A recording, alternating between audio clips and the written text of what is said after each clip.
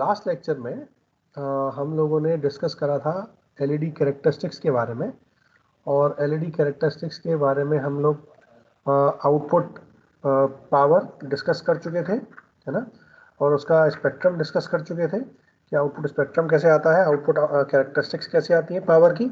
और उसके बाद हम लोगों ने मॉड्यूलेशन बैंडविड्थ भी कंसीडर कर लिया था, डिस्कस कर लिया था। हमने देखा था कि मॉड्यूलेशन बैंडविड्थ जो है बेसिकली वो दो टाइप से हम क्लासिफाई कर सकते हैं, एक इलेक्ट्रिकल बैंडविड्थ, एक ऑप्टिकल बैंडविड्थ। और हम लोग ये देख चुके थे कि ऑप्टिकल बैंडविड्थ और इलेक्ट्रिकल बैंडविड्थ में डिफरेंस है। फॉर एग्जांपल अगर आप इस कर्व को देखो तो इस कर्व में मैंने करंट का रेशो लिया है, ये जो वाई एक्सिस पे है करंट का रेशो है, मतलब output current over input current. तो अगर मैं इलेक्ट्रिकल पावर निकालूंगा तो इलेक्ट्रिकल पावर के लिए मुझे पता है कि इलेक्ट्रिकल पावर में जो करंट है वो जो पावर है वो करंट के स्क्वायर के प्रोपोर्शन में है। लेकिन अगर मैं ये मेरी पावर है ऑप्टिकल इलेक्ट्रिकल पावर, सॉरी, ठीक है, it is in the electrical power, PE you can say, ठीक, पीई इलेक्ट्रिकल पावर। और अगर मैं बात करूं ऑप्टिकल पावर की, तो ऑप्टिकल पावर में मुझे पता है कि ऑप्टिकल पावर में जो मेरा पावर है वो डायरेक्टली प्रोपोर्शनल होता है करंट के, इनपुट या आउटपुट करंट के। ठीक है, जो भी इनपुट करंट लगाया मैंने ऑटोमेटिकली इनपुट पावर उसी के प्रोपोर्शन में होगी। जितना आउटपुट करंट मेरे को मिल रहा है उतना ही आउटपुट ऑप्टिकल पावर मेरे को उस प्रोपोर्शन में मिलेगी। तो इसी रीजन से, क्योंकि यहाँ इलेक्ट्रिकल पावर है और ये स्क्वायर इन्वर्सली स्क्वायर प्रोपोर्शन में है करंट के, तो ऑटोमेटिकली अगर मुझे पावर ये वाली हाफ करनी है, अगर मुझे ये पावर हाफ करनी है, तो अगर पीई में 1/2 करूंगा तो मुझे आई की वैल्यू 1/√2 करनी पड़ेगी, है ना, आई की वैल्यू 1/√2 करनी पड़ेगी, तभी मैं आई का स्क्वायर करके P इक्वल टू 1/2 निकाल सकता हूँ, है ना। उन दोनों का रेशो करेंगे तो P इक्वल टू 1/2 आ जाएगा, अगर मेरा करंट जो है वो 1/√2 टाइम्स है। लेकिन अगर मैं ऑप्टिकल पावर को देखूं तो optical power to the current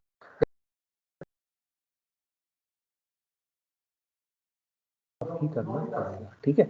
तो ये चीज मुझे ध्यान देनी पड़ेगी। नाउ नेक्स्ट इज, इसके ऊपर बेस हमने एक न्यूमेरिकल करा था कि हमने इलेक्ट्रिकल और ऑप्टिकल बैंडविड्थ का कंपैरिजन करा था, और हमने देखा था कि इलेक्ट्रिकल और ऑप्टिकल बैंडविड्थ कन्वर्ट करने के बाद जो रिलेशनशिप आया था वो ये आया था कि output power proportion optical power electrical power proportional है आई स्क्वायर के, तभी वहां पर 1/√2 आ रहा था, I nought over I out over I in, ये वैल्यू कितनी आ रही थी, 1/√2 आ रही थी, है ना। और दूसरे वाले केस में क्योंकि power optical output power is proportional to I, तो यहाँ पर मेरा आई नॉट ओवर आई इन का जो रेशियो आ रहा था वो कितना आ रहा था, दैट विल बी 1/2। और ये मैंने उस फिगर के थ्रू दिखाने की कोशिश भी करी है आपको कि सपोज ये है, तो ये 0.707 तो इलेक्ट्रिकल बैंडविड्थ होगी ये, और 0.505 तो ऑप्टिकल बैंडविड्थ होगी ये। तो this will be the electrical bandwidth and this will be the optical bandwidth. Optical bandwidth is larger or equal in 99.99% cases. They both are not same, है ना। बाकी बहुत रेयर या rarest of the rare case में ये दोनों बराबर हो भी सकती हैं, कीपिंग इन माइंड कि अगर मैं उन दोनों के रेशो को कांस्टेंट लेके चलूंगा कि जितनी इनपुट पावर है, इनपुट करंट है, उतनी ही आउटपुट करंट अगर आ रही है तो। But this is practically impossible because input current और आउटपुट करंट मतलब एफिशिएंसी 100%, और आप देखते हो कि एफिशिएंसी कितनी बहुत कम होती है ना। Obviously there is a difference between these two and there will always be a difference between these two types of bandwidth. Now modulation bandwidth को हम डिटरमाइन करते हैं 3 मैकेनिज्म्स के द्वारा। तो ये जो 3 मैकेनिज्म्स हैं, ये 3 मैकेनिज्म्स हैं, फर्स्ट कि उसका डोपिंग लेवल कितना है। डोपिंग मतलब मैंने इंट्रिंसिक मटेरियल से जब एक्सट्रिंसिक मटेरियल बनाया उस पी और एन टाइप के मटेरियल को, तो ऑटोमेटिकली मैंने कितनी डोपिंग करी उसकी, है ना, कितना मेजॉरिटी और माइनॉरिटी कैरियर की कॉन्सेंट्रेशन है within the active layer, not in the P और एन, क्या कहते हैं, पी और एन साइड्स, पी और N layers, but on the या but in the active layer की जहां पर मेरा एक्चुअल में कैरियर का रिकॉम्बिनेशन होगा, उस एक्टिव लेयर में कितनी डोपिंग कॉन्सेंट्रेशन है मेरे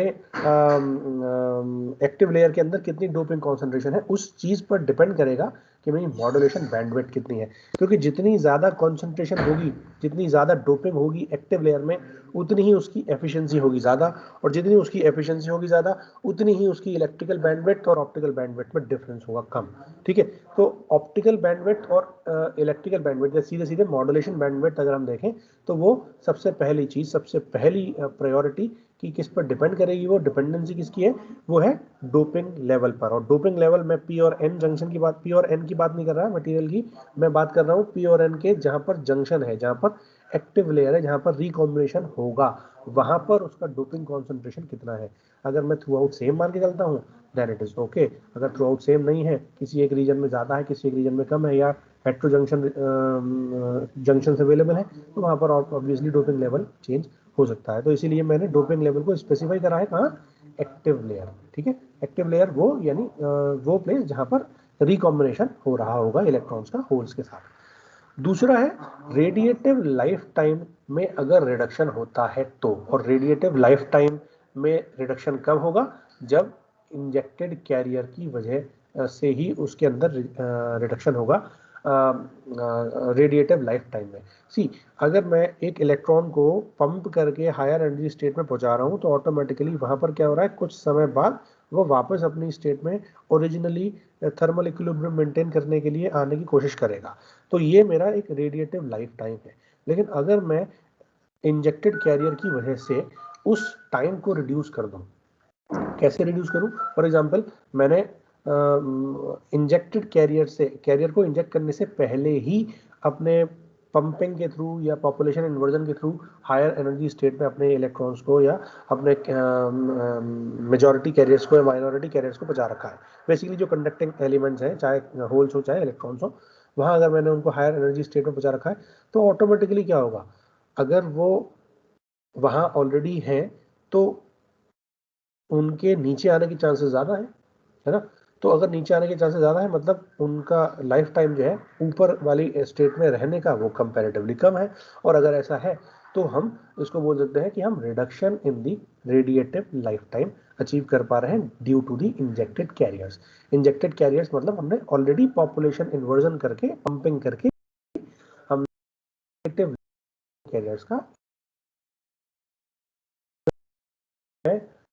बैंडविड्थ को चेंज करना चाहता हूँ, ऑल्टर करना चाहता हूँ, या इंक्रीज या डिक्रीज करना चाहता हूँ, तो मैं इसके रेडिएटिव लाइफ टाइम का रिडक्शन कर सकता हूँ। और तीसरी चीज जो कि बहुत इंपॉर्टेंट है, हालांकि हम प्रैक्टिकली इसको यूज नहीं करेंगे because slightly the study of this particular parameter is slightly complex, and that is the parasitic capacitance.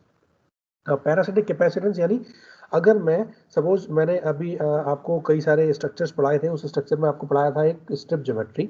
Strip geometry में हमने क्या कराया था कि पूरे स्ट्रक्चर के ऊपर हमने एक स्ट्रिप फॉर्म करी थी, और उस स्ट्रिप के जस्ट नीचे, यानी उस स्ट्रिप और स्ट्रक्चर के बीच में कोई भी सेमीकंडक्टर, सॉरी कोई भी इंसुलेटर मटेरियल शामिल नहीं था, है ना। SiO2 सिलिकॉन डाइऑक्साइड की जो लेयर हमने बनाई थी वो नहीं थी। अगर ऐसा होता है दैट मीन्स यू कैन से दे आर कनेक्टेड। बट अगर अगर मैंने कोई भी एक लेयर बना रखी है SiO2 की, सिलिकॉन डाइऑक्साइड की, तो ऑटोमेटिकली उस सिलिकॉन डाइऑक्साइड की लेयर की वजह से क्या होगा, उसकी वजह से कैपेसिटी डेवलप, क्योंकि मटीरियल और उसके नीचे एक कंडक्टिव लेयर है। कंडक्टिव लेयर का मतलब ये नहीं है कि वो मेटल ही हो, उसका मतलब ये भी हो सकता है कि एक हायर कैरियर कॉन्सेंट्रेशन के साथ मैंने पी और एन टाइप के मटेरियल भी ऊपर या नीचे उस इंसुलेटर यानी सिलिकॉन डाइऑक्साइड के ऊपर और नीचे मैंने कनेक्ट कर रखे हैं। तो वो बेसिकली क्या होगा, एक कैरियर, एक कैपेसिटेंस मुझे शो बना करके देगा, कैपेसिटेंस शो करेगा वो डिवाइस, और उस कैपेसिटेंस का इफेक्ट मुझे लेना पड़ेगा अगर मैं मॉड्यूलेशन बैंडविड्थ की स्टडी करना चाहता हूं। क्योंकि कोई भी स्ट्रक्चर है, कैपेसिटेंस और रेजिस्टेंस अगर उसके अंदर है तो automatically there has to be some bandwidth, उसका एक फ्रीक्वेंसी रिस्पॉन्स होगा। तो उसके फ्रीक्वेंसी रिस्पॉन्स को अगर मैं प्लॉट कर लूंगा तो फिर मुझे वहां से उसके क्या कहते हैं मॉड्यूलेशन फ्रीक्वेंसी को या बैंडविड्थ को बेसिकली आइडेंटिफाई करने में हेल्प मिलेगी। तो अगर किसी भी रीजन से पैरासिटिक कैपेसिटेंस में हटा दूं तो ये मेरे लिए बेनिफिशियल होगा, क्योंकि मेरी स्टडी थोड़ी सी ईजी हो जाएगी। लेकिन अगर पैरासिटिक कैपेसिटेंस है किसी भी स्ट्रक्चर में, किसी भी जगह पर अगर कोई भी सिलिकॉन डाइऑक्साइड या कोई भी इंसुलेटिंग मटेरियल लग रहा है, तो automatically it leads to the parasitic capacitance of the device, and that is a determined factor to calculate, to identify basically the modulation bandwidth for the particular LED. Now अगर मैंने parasitic capacitance लिया है for example, ठीक है, या नहीं भी लिया है, तो मैं अगर उस पर्टिकुलर डिवाइस का फ्रीक्वेंसी रिस्पॉन्स प्लॉट कर लूँ, है ना, कि अलग अलग फ्रीक्वेंसी के लिए उसका रिस्पॉन्स कितना आ रहा है, तो उसको हम कैलकुलेट कर सकते हैं basically to identify the ratio of the powers. अब यहाँ पर पावर का रेशियो हमने निकाला है, और पावर मेरे पास दो है। एक है PE omega, that means PE, है ना, P is the optical output power. अब यहाँ कंफ्यूज मत हो ना कि ये पीई मैंने इलेक्ट्रिकल वाली क्यों नोटेशन लिया है। यहाँ पर मैंने PDC लिया है, that means DC power that is applied, that is basically the electrical power, ठीक है, जो हमने इनपुट पर लगाया था। लेकिन ये ऑप्टिकल आउटपुट पावर है, ये दोनों ही ऑप्टिकल पावर्स हैं।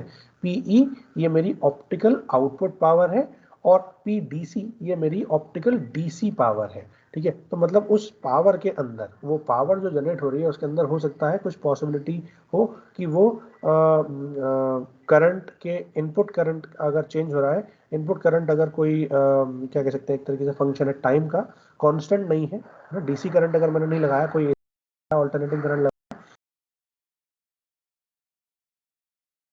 कांस्टेंट सिग्नल तो नहीं, DC सिग्नल, तो अगर कोई भी change in the input current है तो ऑटोमेटिकली आउटपुट करंट में भी चेंज होगा। तो अगर मैं उस आउटपुट करंट से पावर निकालना चाहूँ, तो अगर वो कांस्टेंट पावर होती देन इट इज PDC, ठीक है, क्योंकि DC पावर है। लेकिन अगर वो कांस्टेंट पावर नहीं है, तो हम उसको डिफरेंट फ्रीक्वेंसी पर कितनी वैल्यू रहेगी, that will be calculated using PEW, ठीक है। तो PEW या PE ओमेगा, ठीक है, ओमेगा मतलब अलग अलग ओमेगा पर उसकी ऑप्टिकल आउटपुट पावर कितनी है, इंस्टेंट पर पावर कितनी है, वो मुझे आइडेंटिफाई करनी है। तो अगर मैं इन दोनों का रेशियो देखूं, तो ये दिया जाता है 1/1 प्लस ओमेगा टाउ आई स्क्वायर पावर 1/2, मतलब इसका अंडर रूट, बेसिकली 1/√ऑफ 1 प्लस और ओमेगा टाउ आई का स्क्वायर, ठीक है। ये मेरा पावर का रेशियो है कि PE ओमेगा यानी उस पर्टिकुलर इंस्टेंट पर कितनी पावर है, डिवाइड बाई PDC, कि DC power, DC optical power कितनी है, और ये दोनों मैं आउटपुट साइड पर ही निकाल रहा हूँ, ठीक है। इसीलिए मैंने यहाँ पर PO नहीं लिखा है, ये PE और PDC ये इलेक्ट्रिकल पावर नहीं है, ये ऑप्टिकल पावर है as a function of omega, और ये ऑप्टिकल पावर है एज अ फंक्शन ऑफ या as a constant DC power, ठीक है। ओमेगा का फंक्शन नहीं है। उन दोनों का रेशियो निकालता हूं तो वो कितना आता है, this is equal to 1 plus omega tau I square का under root. Now where is tau, what is tau I? Tau I is the injected और माइनॉरिटी कैरियर लाइफ टाइम, ठीक है। अब देखो मेरे पास दो टाइप के कैरियर्स हैं, एक माइनॉरिटी और एक मेजॉरिटी। तो अगर मैं इंजेक्ट कर रहा हूँ माइनॉरिटी कैरियर्स को, फॉर एग्जांपल मैंने होल्स को इंजेक्ट करा और मेरी डिवाइस थी इलेक्ट्रॉन्स के ऊपर बेस्ड, ठीक है, तो ऑटोमेटिकली कितना टाइम ले रहा है वो रिकॉम्बिनेशन करने में किसी एक इलेक्ट्रॉन से, ठीक है, that is basically life time, carrier life time, ठीक है। क्योंकि जब वो ऊपर से नीचे स्टेट में आएगा, मतलब नीचे जब आएगा तो automatically it will recombine to some holes या इलेक्ट्रॉन्स। माइनॉरिटी और मेजॉरिटी कैरियर जो भी हैं वो आपस में रिकम्बाइन होंगे, और रिकॉम्बिनेशन की वजह से क्या होगा, जब तक वो रिकॉम्बिनेशन नहीं होंगे, यानी जिस इंस्टेंट पर वो रिकम्बाइन होंगे, वो उस इंस्टेंट पर उस पूरे इलेक्ट्रॉन या होल को, सिंपली यहाँ पर मैंने माइनॉरिटी कैरियर लिखा है, तो माइनॉरिटी कैरियर को हायर एनर्जी स्टेट तक जाने में और उसके वापस आकर के रिकम्बाइन होने में जितना टाइम लग रहा है, that is basically carrier life time.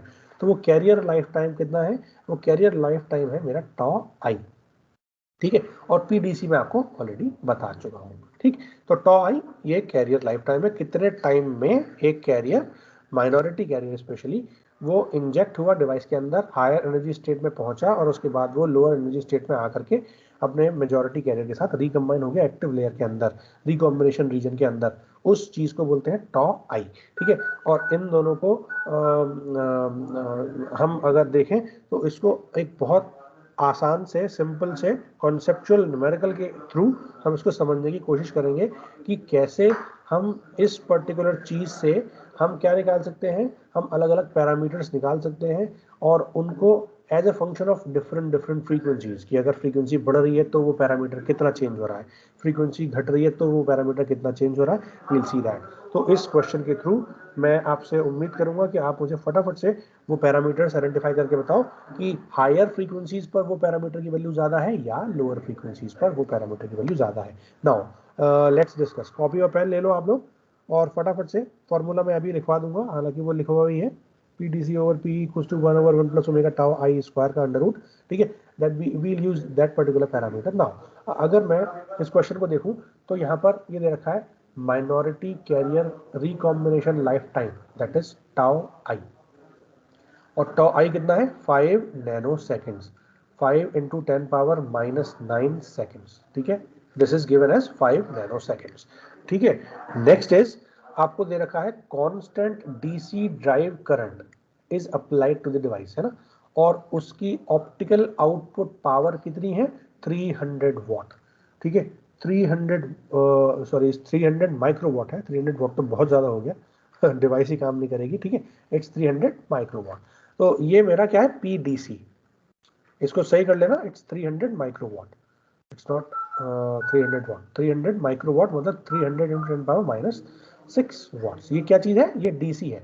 Optical output power DC drive current की कितनी है 300 माइक्रोवाट। नाउ क्वेश्चन है determine the optical output power when the device is modulated with an RMS drive current corresponding to the frequencies 2 megahertz पर उसकी power कितनी है और 100 megahertz पर उसकी पावर कितनी है, ठीक है। तो we actually want to calculate what P E omega, ठीक है, at omega equals to 2 megahertz और P E omega at omega equals to 100 megahertz. अब हम इन न्यूमेरिकल्स, इस न्यूमेरिकल के थ्रू ये देखेंगे कि मेरी पी ई ओमेगा किस वैल्यू पर, ओमेगा इक्वल टू 2 पर ज्यादा आती है या ओमेगा इक्वल टू 100 मेगाहर्ट्ज पर ज्यादा आती है, ठीक है। तो ये फटाफट से आप सॉल्व करके बताओ मुझे।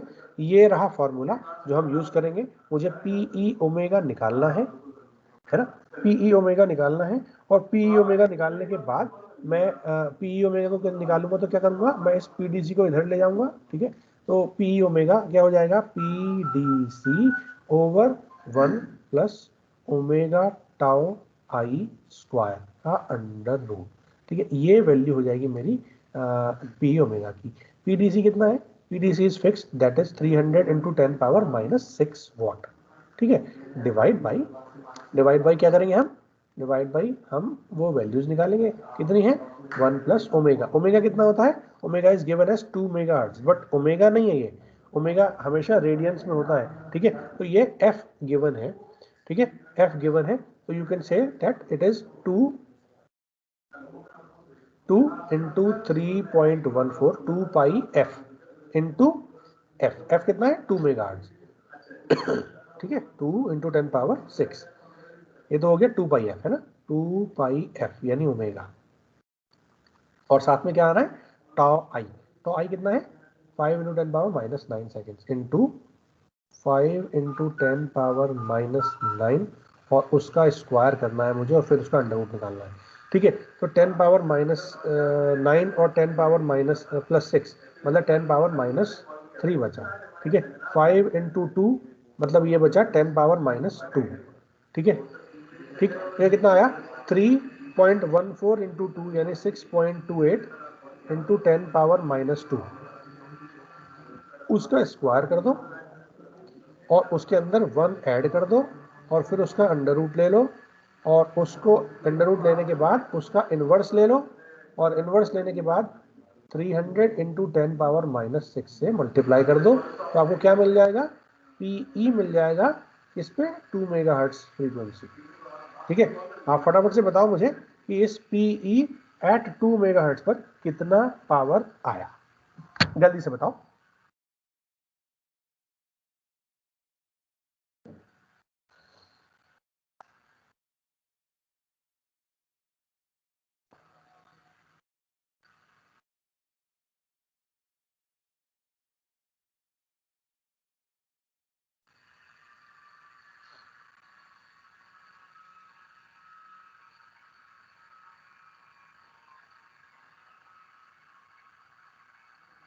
सॉल्व करके बताओ बच्चों।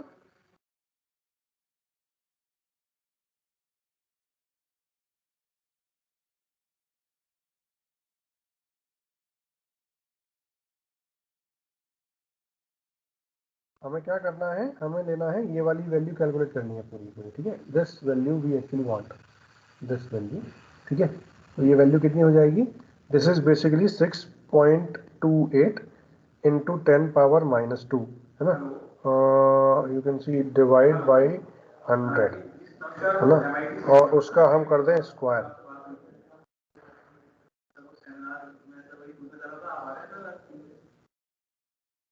तो यह आया आपका 0.0039, ठीक है।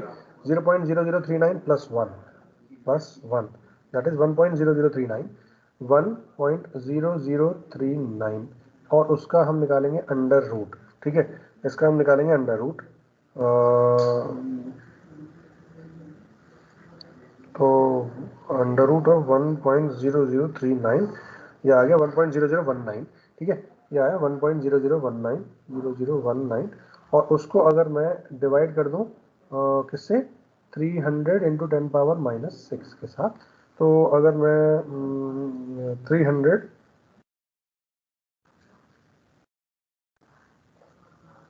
0.00 1.00 1.0019, so this is basically 0.998 into 300, ठीक है। ये आ गया मेरा 299, ठीक है, almost 299.43 microwatt is the power, optical output power at frequency this, यानी इस फ्रीक्वेंसी पर कोई ज्यादा खास चेंज नहीं आया। मैंने 300 लगाई थी, मेरे को कितनी मिल गई, मेरे 299.43 माइक्रोवाट पावर मिल गई, ठीक है। अब अगर आप ध्यान से देखो, अगर दूसरा वाला क्वेश्चन देखूं मैं, अगर मैं कर दूं इसकी वैल्यू 100 मेगाहर्ट्ज पे, ठीक है, तो देखो जब ये 100 मेगाहर्ट्ज यानी ये वाली वैल्यू चेंज होगी तो ऑटोमेटिकली इसका फैक्टर ये कम होगा, और जितना ये फैक्टर सॉरी बढ़ेगा, ओमेगा बढ़ रहा है तो ये बढ़ेगा, और अगर ये बढ़ रहा है तो ऑटोमेटिकली ये ओवरऑल फैक्टर बढ़ेगा, और जितना ये ज़्यादा होगा उतना ही मेरा ओवरऑल ये वाली पावर कम हो जाएगी। तो अगर मैं 100 मेगाहर्ट्ज पर निकालूं तो 300 into 10 power -6 divide by 1 plus 2 into 3.14 into 100 into 10 power 6 into tau i कितना है 5 इंटू 10 पावर -9, और उसका स्क्वायर, और फिर उसका अंडर रूट, ये पैरामीटर मेरे को निकालना है। ये क्या हो जाएगा, पी ई ओमेगा, ठीक है। तो ये कितना आएगा, this is basically see 10 power 6 और 10 पावर 2 8 और 5 और 2 10 पावर 9, ये पूरा कैंसिल हो गया, ठीक है। क्या बचा 3.14 बचा, 3.14 का स्क्वायर, ठीक है। 3.14 का स्क्वायर मतलब ऑलमोस्ट 10, ठीक है। 10 + 1 ऑलमोस्ट 11, ठीक। एक बार देख लेते हैं, 3.14 स्क्वायर इज 9.85, 9.85 प्लस 1, ठीक है, 10.85, 10.85 का under root 300 into 10 power -6 divide by under root of 10.85 859, ठीक है। तो under root of 10.859 that is 3.295, ठीक है। 300 इंटू 10 पावर -6 डिवाइड बाई 3.29, ठीक है, 295, तो ये वैल्यू आ जाएगी आपका 300 divide by 3.295, that is 91.04, see 91.04 microwatt power is there, the optical output power for the at the frequency that is 100 megahertz. now इस frequency और इस frequency में 50 times का difference है, you can see कि 2 megahertz and 100 megahertz में 50 times का difference है, मतलब 50 times ज़्यादा है। जितनी ज़्यादा है उतनी ही आप देख सकते हो कि अगर मैं ज़्यादा नहीं ले रहा फ्रीक्वेंसी तो ये ऑलमोस्ट सेम थी, है ना। 2 मेगाहर्ट्ज के करस्पॉन्डिंग अगर मैं 100 मेगाहर्ट्ज ले रहा हूँ तो ये वैल्यू बहुत ज़्यादा कम हो गई, 300 से लेकर के कितनी आ गई 91 माइक्रोवाट पावर आई, और 91 microwatt power is very very small as compare to 300, as compare to 299 in the previous case when we have assume the frequency of 2 megahertz. ठीक है बच्चों, क्लियर है? जल्दी से बताओ।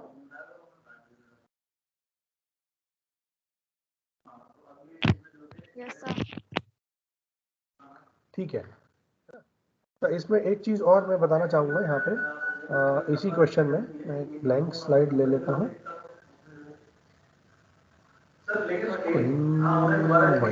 ठीक, अगर मैं इस एग्जांपल में ये देखूं कि ऑप्टिकल आउटपुट पावर जो निकाली मैंने, है ना, वो हायर मॉड्यूलेटिंग फ्रीक्वेंसीज को एक तरीके से पावर कंपैरेटिवली मॉड्यूलेट हो रही है ना, क्योंकि मॉड्यूलेशन का क्या मतलब है, चेंज कर रहे हैं हम। अगर मैं 300 के करस्पॉन्डिंग 2.299 माइक्रोवाट देखूं, 300 माइक्रोवाट के करस्पॉन्डिंग 299, तो वो ऑलमोस्ट सेम ही है ना। लेकिन अगर मैं 200 के करस्पॉन्डिंग 91 देखूं तो ऑलरेडी वो वाली वैल्यू बहुत कम है, मतलब कंपैरेटिवली हम चेंज कर रहे हैं, उसकी वैल्यू को चेंज कर रहे हैं। इसका मतलब ये है कि अगर there is something limited bandwidth, अगर मैं एक लिमिटेड बैंडविड्थ है जिसको यूटिलाइज कर सकता हूँ मॉड्यूलेशन के लिए, क्योंकि ऐसा नहीं करूंगा मैं कि मॉड्यूलेशन करने के बाद मैं अपने सिस्टम की पावर ही मैंने बहुत ज़्यादा चेंज कर दी। ठीक है, तो पावर चेंज करने का क्या मतलब है? फॉर एग्जांपल मैंने अभी आपको दो केस लिए, पीई ओमेगा निकाला मैंने 2 मेगाहर्ट्ज पे, और यहाँ पे निकाला मैंने 299 पॉइंट जो भी आया है ना माइक्रोवाट पावर। मैंने 300 माइक्रोवाट पावर ली थी, और मैं 2 मेगाहर्ट्ज पे कितना ला पा रहा हूँ, 299 ला पा रहा हूँ। और अगर मैं 100 मेगाहर्ट्ज पर देखूँ, एट 100 मेगाहर्ट्ज, ठीक है, तो इसकी वैल्यू कितनी आई, इसकी वैल्यू आई ऑलमोस्ट 91 माइक्रोवाट। तो अगर मैं देखूं ध्यान से, 300 माइक्रोवाट में से अगर मैं 299 लूंगा, that is okay, that is perfectly okay, है ना। लेकिन अगर मैं 91 माइक्रोवाट लूंगा, that will be slightly difficult for me, क्योंकि मैं इसको मॉड्यूलेशन के लिए इस्तेमाल नहीं कर पाऊंगा। क्यों नहीं कर पाऊंगा? क्योंकि अगर मैं इसको मॉड्यूलेशन के लिए इस्तेमाल करूंगा तो ऑटोमेटिकली क्या होगा, मेरा पावर का लॉस होगा, है ना। 300 की करस्पॉन्डिंग पावर ही पहुंच रही है 91 माइक्रोवाट, तो मैं कितना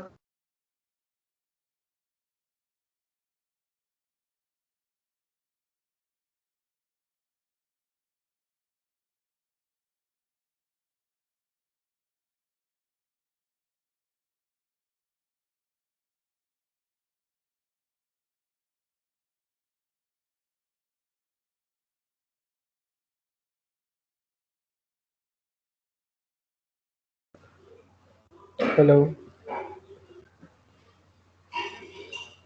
हेलो बच्चों आवाज आ रही है? सर, अभी बीच में कट गई थी भाई आपसे। अच्छा ठीक है, चलो दोबारा कनेक्ट हो गया।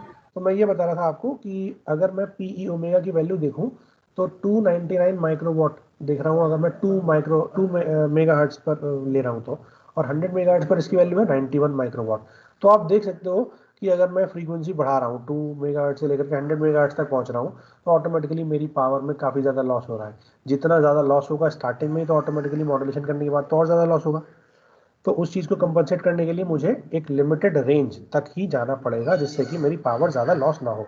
तो ऐसे केस में हम क्या करेंगे, P E over P D C जो वैल्यू आई थी, that is 1/√1 + ω tau I square, है ना, ये वाली वैल्यू। तो अगर मैं इसको ऑप्टिकल पावर के सेंस में क्या बोलूँ, हाफ पावर बैंडविड्थ आइडेंटिफाई करना चाहूँ, तो हाफ पावर बैंडविड्थ मतलब इन दोनों का रेशो कितना हो, हाफ हो, है ना। तो अगर मैं पी ई ओमेगा देखूँ तो पी ई ओमेगा कितना हो जाएगा, basically P D C over 2। ठीक है, यही तो होगा। अगर मैं इस चीज़ को यहाँ पर ले जाऊँ तो ये पी डी सी ओवर 2 हो जाएगा, सिंपल। तो मतलब उन दोनों का रेशो अगर मैं देखूँ तो इस पर्टिकुलर पैरामीटर से मैं क्या निकाल सकता हूँ, कि इस पर्टिकुलर पैरामीटर से मैं ये देख सकता हूँ कि वो 1 + ω tau I square, that is equal to what, that is equal to 1/2, है ना। अब ये देखो 1/√, इधर 1/2 इधर, तो अगर मैं इसको 1 से हटा दूं, मतलब इन दोनों को इन्वर्स कर दूं, तो ये क्या हो जाएगा, this will be 1 + ω tau I square का under root, that is equal to what, that will be 2। और अगर मैं अंडर रूट हटा दूं तो ये कितना बचेगा, 1 + ω टाउ आई स्क्वायर यानी 4। अगर मैं 1 इधर ले गया, ये वाला 1 अगर मैं इधर ले गया, तो ये बचेगा ω tau I square equal to 3। और अगर मैं अंडर रूट हटा दूं तो ये बचेगा ω tau i equal to under root 3। और अगर यहाँ से मैं ओमेगा की वैल्यू रख दूं 2πf, tau I equals to √3। तो क्या मैं यहाँ से f की वैल्यू निकाल सकता हूँ? f कितना आ जाएगा? √3 अपॉन 2 पाई टाउ आई। ठीक है, तो यहाँ से मुझे क्या पता लग जाएगा?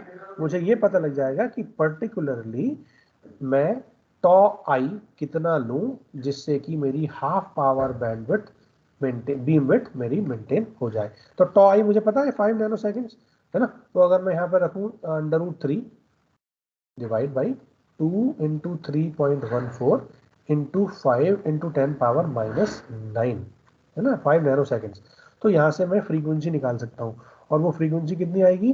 दैट फ्रीक्वेंसी इज बेसिकली आप देख 5 इंटू पावर 10 हो जाएगा, 10 पावर -9, 10 पावर 8 हो जाएगा, √3 1.732 डिवाइड बाई 3.14। ठीक है, तो ये ऑलमोस्ट आएगा 55 इंटू 10 पावर 6, 55.1 मेगा हर्ट्ज।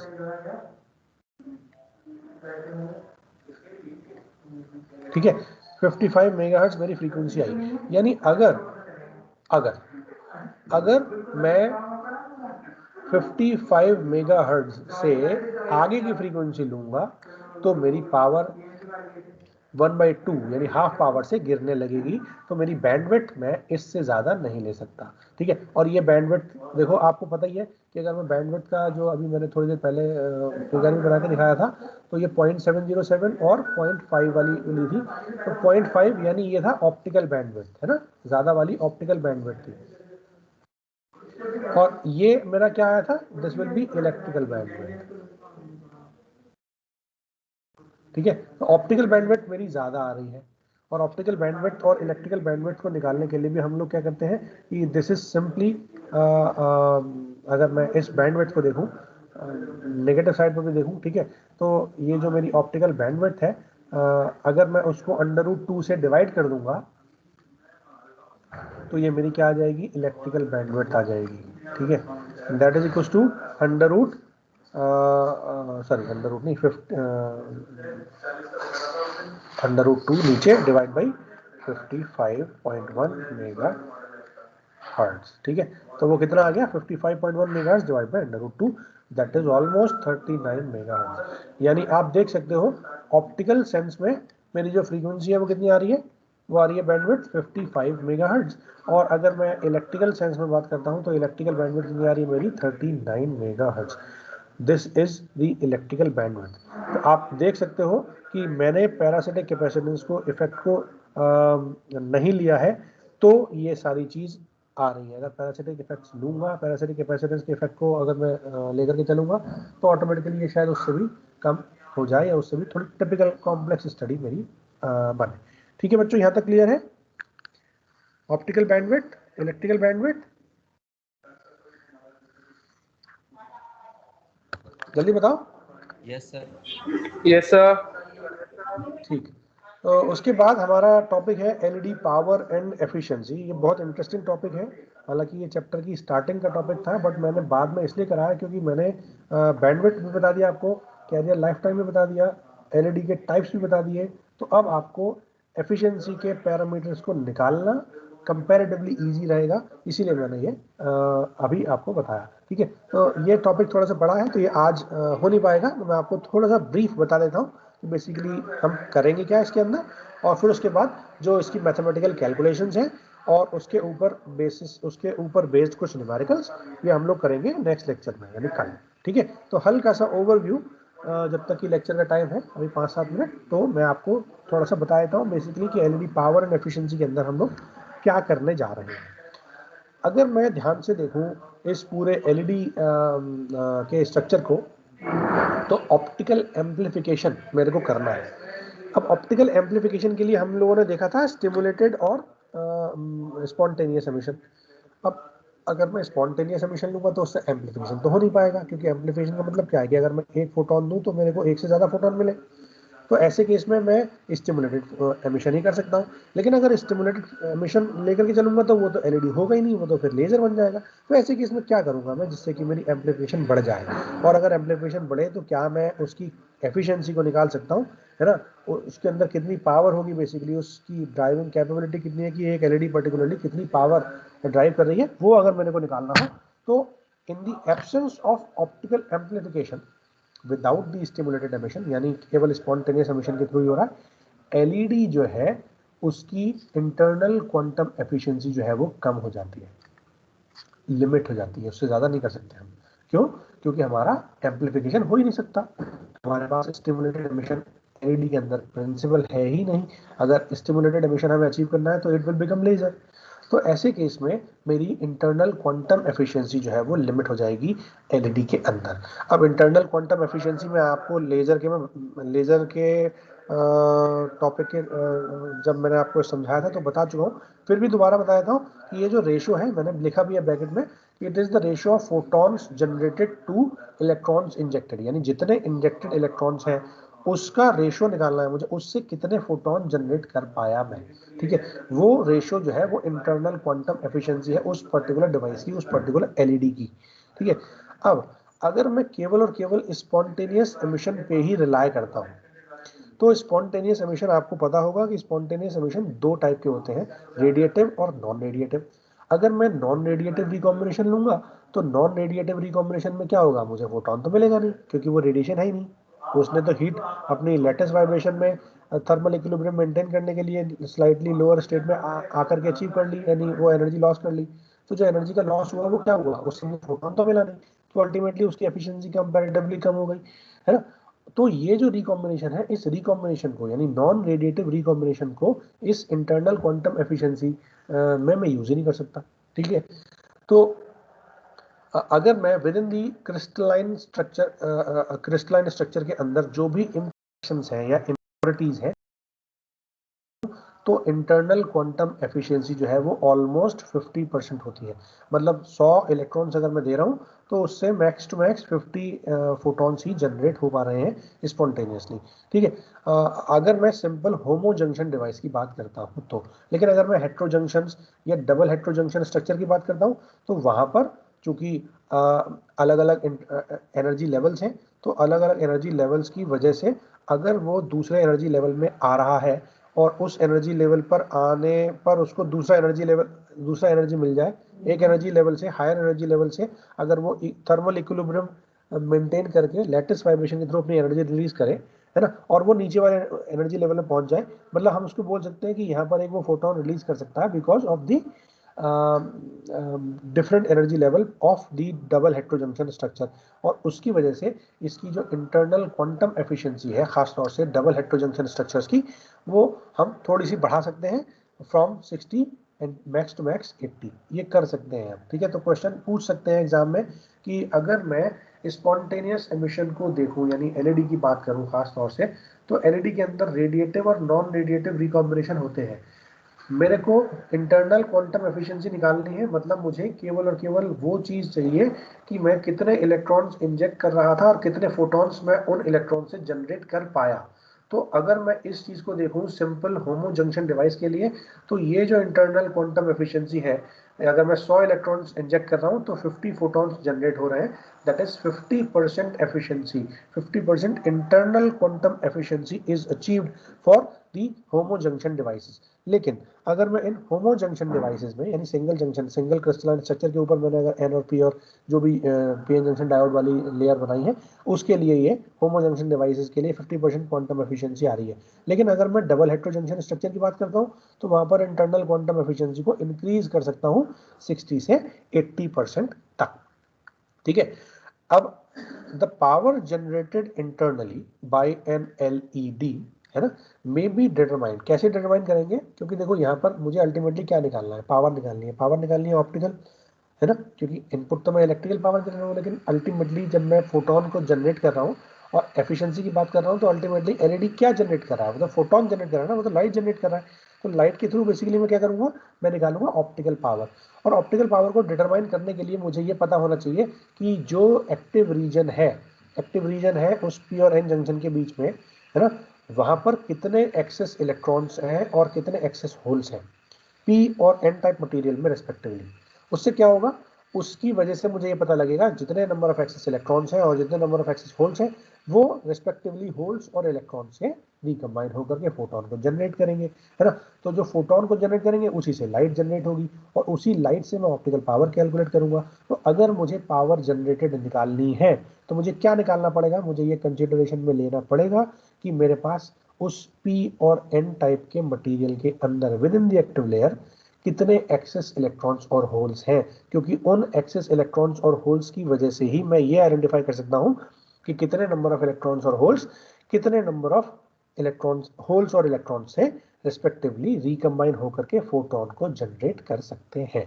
ठीक है, अब ये कब होगा, जब मैं डिवाइस को लूंगा फॉरवर्ड बायस में। तो फॉरवर्ड बायस डिवाइस में मुझे कैरियर इंजेक्शन करने पड़ेंगे और उस कैरियर इंजेक्शन अगर जितने नंबर ऑफ एक्सेस इलेक्ट्रॉन्स और होल्स हैं उससे ज़्यादा मैं कैरियर को इंजेक्ट करूंगा तो कोई फायदा नहीं है, क्योंकि वो रिकम्बाइन ही नहीं होंगे।